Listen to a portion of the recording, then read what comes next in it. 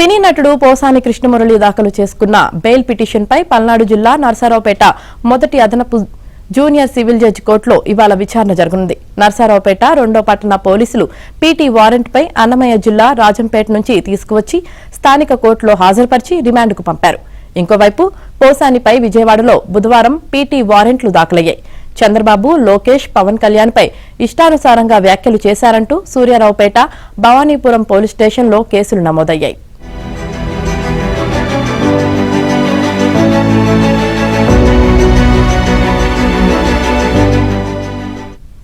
అటు ఆదోని కోర్టు పోసానికి 14 రోజుల జ్యుడిషియల్ రిమాండ్ విధించింది.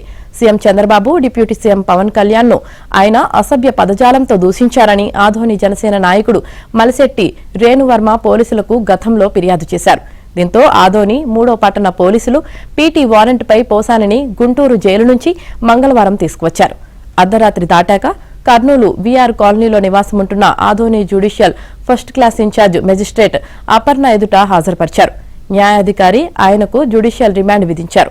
తనను ఆదోని జైలులో కాకుండా కర్నూలు జిల్లా జైలులో ఉంచాలని పోసాని కోరగా ఆయన విజ్ఞప్తి మేరకు కర్నూలు జిల్లా జైలుకు పంపుతూ మెజిస్ట్రేట్ ఆదేశాలు జారీ చేశారు.